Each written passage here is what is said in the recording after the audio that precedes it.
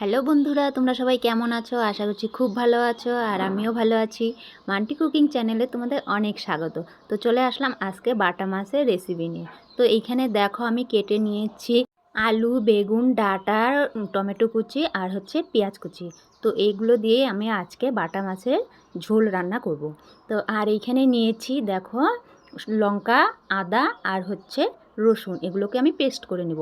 এবার মাছগুলোকে আমি নুন হলুদ মাখিয়ে নেব। তো এই দেখো আমি মাখিয়ে নিচ্ছি। আর এখানে কড়াইটা বসিয়ে দিয়েছি, কড়াইটা কিন্তু গরম হয়ে গেছে, তেল দিয়ে দিয়েছি। এবার মাছগুলো ভেজে নেব। তো এই দেখো আমার কিন্তু এক পাশ লাল লাল হয়ে গেছে। তো এবার আমি উল্টে দেব। তো এই দেখো আমি মাছগুলো উল্টে পাল্টে দিয়েছি, মাছগুলো আমার ভাজাও হয়ে গেছে। এবার মাছগুলো আমি তুলে নেব।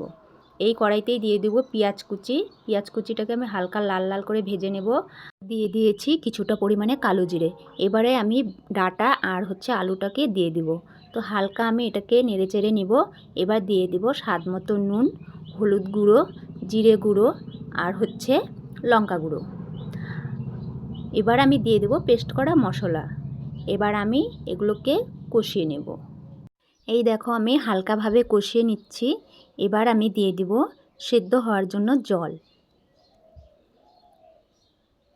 তো এই দেখো আমি কিছুটা পরিমাণে জল দিয়ে দিলাম। এবার আমি একটা থালা দিয়ে ঢেকে দেব।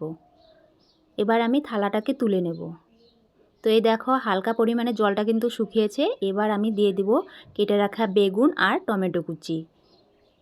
এবার কিন্তু আমি আবার একটা থালা দিয়ে ঢেকে দেব। ঢাকাটা এবার তুলে নিলাম। আর এই দেখো জল কিন্তু আমার একদম শুকিয়ে গেছে। এবার আমি ভালোভাবে নেড়ে চেড়ে কিন্তু কষিয়ে নেব। তো এই দেখো আমার কষানো কিন্তু হয়ে গেছে। এবার আমি ঝোলের জন্য দিয়ে দিব জল। তো আমি বাটা মাছের ঝোলটা আজকে পাতলাই রাখবো, তাই একটু জলের পরিমাণটা বেশি দিয়েছি। যা গরম পড়েছে, একটু পাতলা খাওয়া বা একটু কম মশলা দিয়ে খাওয়াই কিন্তু ভালো। আর এবার আমি দিয়ে দিব ভেজে রাখা মাছগুলো। এবার আমি আবার কিছুক্ষণ এই মাছ দিয়ে ঝোলটাকে ফুটিয়ে নেব।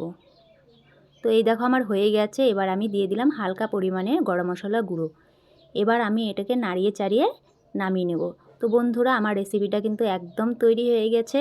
তো কেমন লাগলো আমার এই বাটা মাছের সবজি দিয়ে পাতলা ঝোলটা অবশ্যই কমেন্টে কিন্তু জানিও।